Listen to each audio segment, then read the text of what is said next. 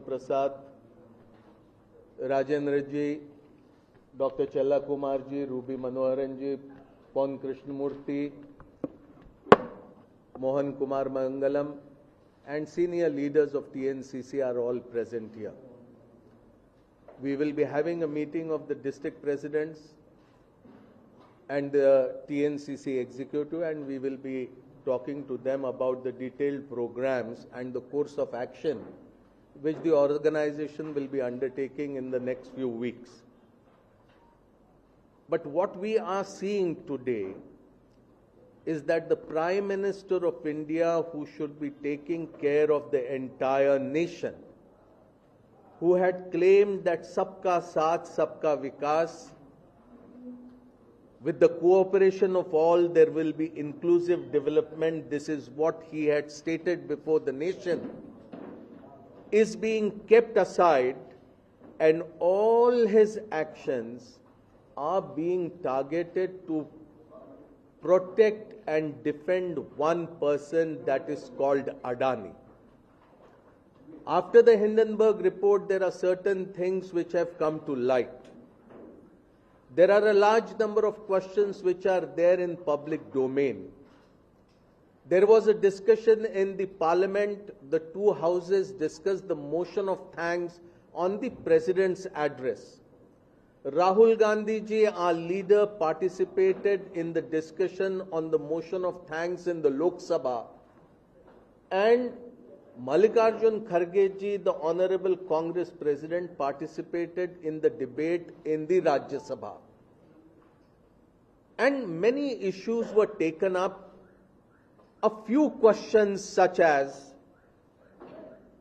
the 20,000 crore rupees received in the shell companies of Adani, where did this money come from? Who has been the owner of this money? This money in the shell companies, prima facie, does not look to be of Adani. If it is not of Adani, then whose money is this? This is not a small amount, it's a huge amount. Shell companies abroad receiving such huge amount, there has to be ownership. Rahul Gandhi ji asked this simple question, that where has this money come from? Whose money is it? Whose shell companies are these? These companies are working in the defense field, and it also involves a Chinese national. Why is nobody asking the question? This is a simple question which Rahul Gandhi ji had asked, and his other question was, what is the relationship between the Prime Minister of India, Mr. Narendra Modi, and Adani? In 2014, in the list of those with huge wealth, the ranking of Mr. Adani at the world stage was 609. 8 years of Modi government brought Adani from position 609 to number 2, the second richest man in the entire world. How did this happen? We have seen photographs where in Adani's aircraft the Prime Minister is traveling. We have seen Adani joining the Prime Minister on different visits to foreign nations. We have seen Adani getting benefit internationally for several projects, whether it is Sri Lanka, whether it is Israel, whether it is Australia, nation after nation. And it somehow happened that after the visit of the Prime Minister of India, Adani is getting advantage. So naturally the question arose that what is the relationship between the Prime Minister and Mr. Adani? Two simple questions Rahul ji asked, but answers have not come. Mallikarjun Kharge ji asked similar questions, but answers haven't come. They were being prevented from speaking in the House. After speaking in the House, somehow or the other, they could make their point. But next day, what we saw is that from the debates of Parliament, their main points of argument were expunged. What are the portions expunged from parliamentary debates? Parliamentary debates, those portions are expunged which are found to be unparliamentary, abusive, which should not form part of the record of Parliament. Come, Thirunavakar Sarji. But what Rahul ji stated was not unparliamentary. He raised certain questions. What Kharge ji had raised in the Rajya Sabha was not unparliamentary. He raised certain questions. We want answers to those questions. Those questions may be uncomfortable to the government. But instead of answering, after all, Parliament is the highest body. This body was created by the Constitution so that there will be robust political dialogue, discussion, debate. And then different viewpoints will come forward. But we have not received answers from the government. On the 13th of March, after a gap of few weeks since the budget was presented, Parliament resumed its session again. From 13th March till now, what is happening? It is not the opposition which is obstructing the proceedings of the houses. We are not disrupting the proceedings. Rather, the opposition wants discussion on the JPC, on Adani scam, on inflation, on the plight of the farmers, on unemployment, on inflation, on the conditions of women. There are several such issues which we want that we should discuss in Parliament. We are not obstructing Parliament. We want Parliament to function. But it is the ruling party which is obstructing the functioning of Parliament. Arun Jaitley ji, late Arun Jaitley ji, once had mentioned that obstruction is part of the legitimate parliamentary strategy. But this parliamentary strategy could have been legitimate for the opposition. But the ruling party, whose basic responsibility is to see that Parliament should function, Parliament is being obstructed by the ruling party, and one forum which was created by the makers of our Constitution and the founding fathers of India, that forum, that Parliament is being stifled and political discourse is being prevented. There are a few other things, and then I will leave the floor for receiving questions. Rahul Gandhi ji was attacked by the BJP and particularly by 3 or 4 ministers in the Modi government. When Rahul ji visited the United Kingdom,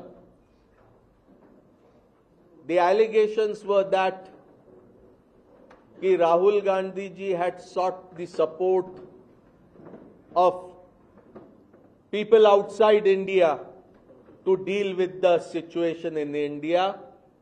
This is a complete lie. Rather, Rahul ji had categorically stated that what problems we have in India are internal problems, and India will find solutions on its own. Rahul ji did not say what the BJP is trying to project, so that should be absolutely clear. The second thing which is preposterous, is the allegation that what Rahul ji had talked about Nirav Modi and Mehul Choksi and Lalit Modi and Narendra Modi ji himself was like an attack on the OBC. Now look at the lives being led by Nirav Modi, Lalit Modi. What type of life they are leading? Are they OBCs in any way? Are they socially backward? Are they economically backward? Are they educationally backward? What? It is absolutely ridiculous, and basically the Indian National Congress believes in equal respect to every single Indian. We believe in equality, and we also believe that those who are backward, those who are deprived, those who are disadvantaged should be provided with extra support so that they also get empowered in the Indian polity. But unlike the Indian National Congress, the Bharatiya Janata Party believes that certain sections of our society, certain communities in our society are not equal, and they in no way even try to pretend that they are providing equal respect to such communities. So Rahul Gandhi ji, who had undertaken a 4,000-kilometer Padayatra starting from Kanyakumari to Kashmir to unite the entire nation, can never dream about attacking any sections of our society the way the BJP is trying to target. Now, after the judgment of the Surat court came in, 23rd of March it came, and 24th of March the Parliament issued an order disqualifying Rahul ji from the House of People. And we are made to believe that it was in response to the order of the court that the Lok Sabha did what it was supposed to do. But was the same response came from the Lok Sabha when one BJP member of Parliament from Amreli in 2016, Narayan Bhai Bhikha Bhai Kachadia, Member of Parliament from Amreli, Gujarat, a court had sentenced him to be guilty with imprisonment of 3 years. Narayan Bhai Bhikha Bhai Kachadia, Member of Parliament from the BJP from Amreli, Gujarat, 3 years imprisonment. And what was the case? The case was that a doctor treating patients in an emergency situation after an accident in the hospital was attacked physically by this Member of Parliament. He was abused, and this Member of Parliament attacked the doctor on duty who happened to be a scheduled caste. Now the court said that Narayan Bhai is guilty under various provisions of the IPC and under the Scheduled Caste and Scheduled Tribes Prevention of Atrocities Act. Narayan Bhai goes to the High Court seeking relief. The High Court does not provide relief.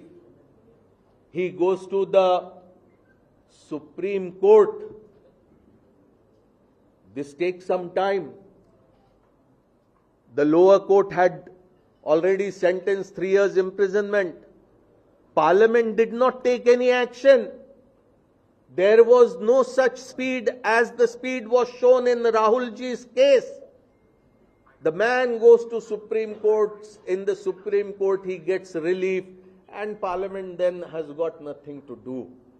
this man who was convicted under IPC sections and SC/ST Prevention of Atrocities Act was again fielded by the BJP in 2019. He gets elected. Now a man who assaulted a doctor on duty who was a scheduled caste is rewarded another term in parliament. What are we going to make out of this? And this is the difference between action on Rahul ji and action on a member of parliament who happened to be in the BJP. Now, we are going to continue our campaign.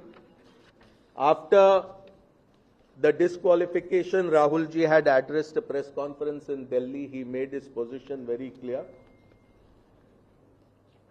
He is completely determined to see that the voice of the soul of India is heard. And we are going to stand with Rahul ji strongly and firmly. Every single congressman and woman, young and old, will stand strongly with Rahul ji in this situation. We will not let him down in any circumstances. We are prepared to pay whatever price it takes. But in this battle, we will see that justice is done and the Congress party stands solidly with Rahul ji in this hour. The Britishers had also imprisonment Gandhi ji, Nehru ji, Sardar Patel, Maulana Azad, Rajendra Prasad, Rajagopalachari, Kamraj, and so many leaders. But the Congress never stopped its fight, its movement for freedom. Today, the freedom of speech is in danger. And freedom after speech has also become a problem. But we will see that those who are now challenging the Constitution of India, those who are challenging parliamentary democracy in India, we will fight and we will see that they get the answer which they deserve.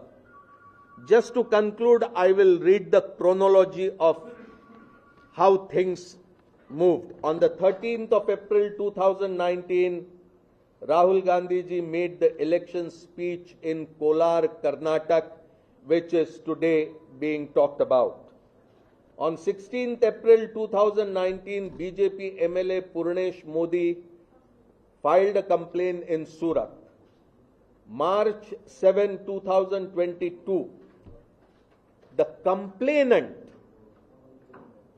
seeks stay from the Gujarat High Court on his own complaint, and the High Court grants stay on the proceedings. Why did he go to the High Court and get a stay? This is also an important question. February 7th, 2023, Rahul ji makes speech questioning the relationship between Adani and the Prime Minister Modi in Lok Sabha. And just 9 days after that, on 16 February, the complainant goes to the High Court of Gujarat, withdraws his request for stay, and the High Court withdraws the stay order. On 27 February 2023, hearings resume again in the trial court. March 23rd, 2023, trial court convicts Rahul ji and hands down maximum sentence of 2 years. This has not happened in India in any other case so far. March 24, 2023, Lok Sabha Secretariat disqualifies Rahul Gandhi ji within 24 hours. So this is the sequence of events, the way things have unfolded so far. Any questions you are free to ask. I will try my best to respond to them. Sir, few days ago, the Lakshadweep MP, Faisal case, the Secretariat will revise their order. There is any chance to Rahul Gandhi case revise their Secretariat will revise their order? See, Rahul Gandhi ji has a set of lawyers who are advising him on what to do, when to do, and how to do, and they will decide what has to be done as far as legal course of action is concerned. Sir, Karnataka election date has been announced, and this will reflect in the Karnataka election because as you said that it is undemocratic process. Do you think that this will reflect in the election? See, I am not going to say what happens in Karnataka election in terms of these developments, but certainly I will like to say that the entire nation is agitated on this issue. You have seen that various political parties in opposition have joined hands and they have come together to see that such an assault on Indian democracy, parliamentary democracy, is not tolerated. Sir, here the DMK, your alliance party DMK also closed relations with the Aam Aadmi party. How do you see the scenario, sir? Your alliance party DMK is also close with the Aam Aadmi party. See, on this particular issue, which we have been talking about now, the Aam Aadmi Party, the Trinamool Congress, and various other parties, all parties have come together and they are having a common strategy on this particular issue.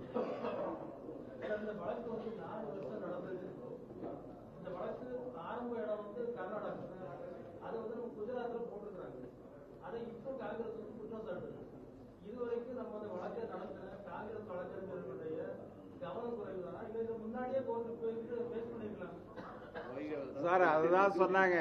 ராகுல் காந்திக்கு ஒரு legal team இருக்கு, Congress legal team இருக்கு.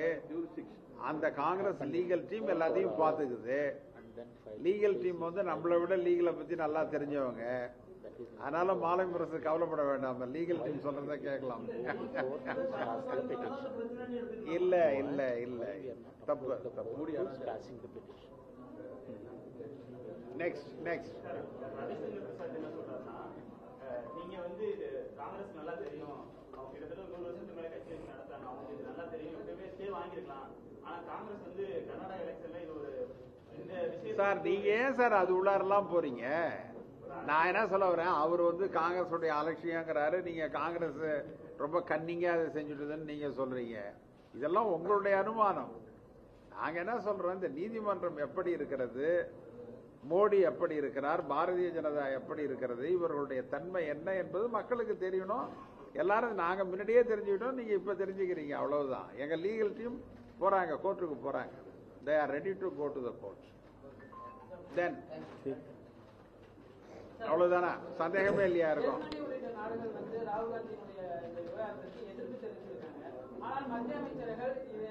Sir Germany supports Rahul ji. Why not BJP against it? Why not? BJP is against that. They are against German. German foreign minister, they supported Rahul Gandhi's issue. But Bharatiya Janata ministers oppose it.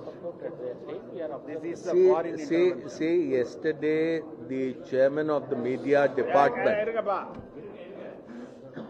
the chairman of the media department from the Indian National Congress has already stated that the Congress party firmly believes that India's democratic processes themselves will have to deal with the threats posed to our democracy. What others are saying, I think this is an issue where the Congress party has already made its position clear.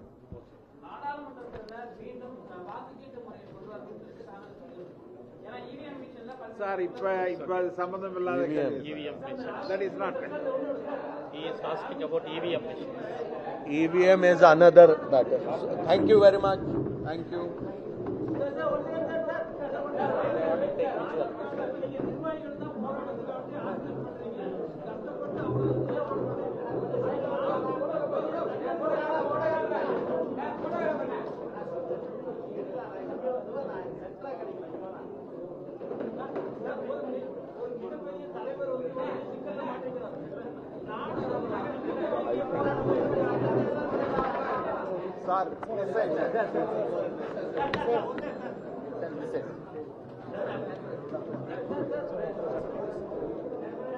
Where?